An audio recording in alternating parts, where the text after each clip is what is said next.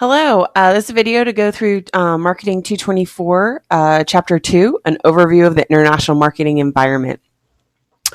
So the first thing we want to talk about is how the international economy is now everything that you would face if you started a business. It's not common for you to have a local home country focus.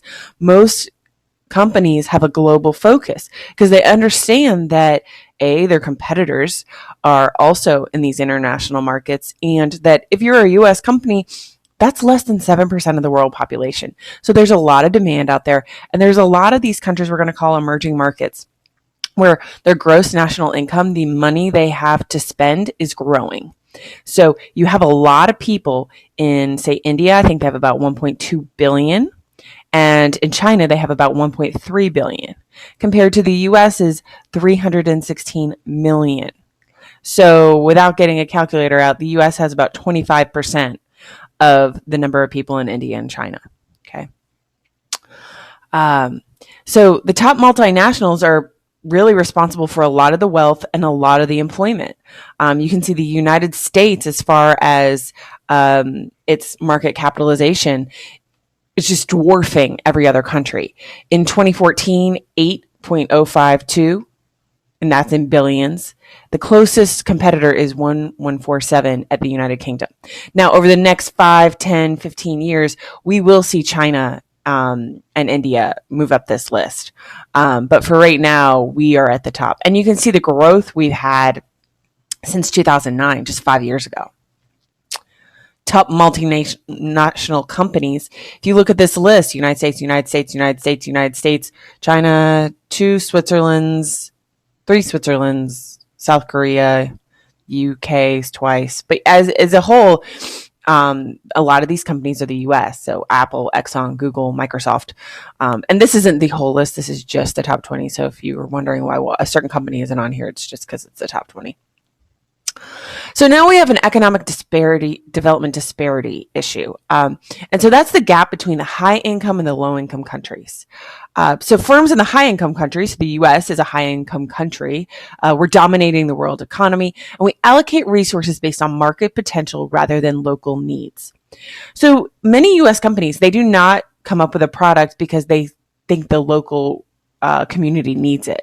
They make it because there's market potential, there's demand, and there's people who are going to want to buy it.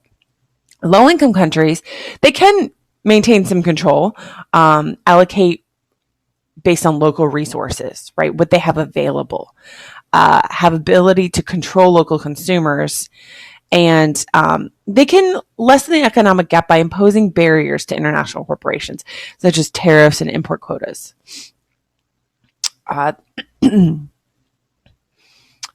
So in India and China, they're seeing, in addition to the economic development disparity between high income and low income countries, they're also seeing disparity in their own country. And a lot of that is because a lot of the China, as one, has moved from a more of agrarian farming community, and now people have kind of moved to the cities where there are manufacturing jobs. And so as so many more people have moved, the demand, or the supply rather, in those cities for labor has increased greatly. And so it's reduced the bargaining power. And you'll see, if you want to go click on this article, you'll see a little bit an article that discusses that. World population distribution, developing countries are less than half. But then if you look at the money, almost 80%. Staggering numbers there. Okay, so the roster modernization model, basically this model just talks about how societies go from one method of business to another. We've talked about how in the US, people, historically we were farming, and then we went to manufacturing, and then eventually we've evolved into services. So these just go through the different, and I've included some examples of what is included in each of these societies: traditional, parts of Africa; transitional, Vietnam; takeoff, Russia and Eastern Europe; and then drive to maturity is South Korea. And then high mass customization, that could be US, Japan, Germany. All right. So there's another model called the Marxist-Leninist model, and it's very similar, but does have different categories and different ways of how they think about it. So it's important to know the difference between the two. So levels of development: U.S., China, and India. Okay. So in the U.S., GNI means gross national income, how much money moves to the country, right? So if you look at the U.S. and China, they're pretty close. It's about 1 trillion, but in general, that's pretty close. And India is a little ways down. Now, if you look at GDP per capita, that is a humongous difference. And so, although these numbers are similar, these numbers are not. And so that's what's driving these numbers. So that's an important thing to think about. All right. So levels of development, high income countries, gross national income of $10,000 to $726 and above. So that's how much people have an income. The middle income, $875 to $10. So you can see how these guys are emerging markets. They're starting to get more money. I mean, there are places in the world that live on up to $2, $5, $10 a day. And that's something that most people in the US do not understand. And then low income, less than $875. So many countries in Asia and sub-Saharan Africa live on less than $875. So emerging markets are so important because they see growth that the U.S. does not see. And so if you're a company, if you're a multinational, you're just a company that's interested in global markets, these markets are very attractive to you because the growth they see is much higher than the growth you're going to see in the U.S. or Western markets. So examples: China, India, Indonesia, Malaysia, Philippines, South Korea, Thailand.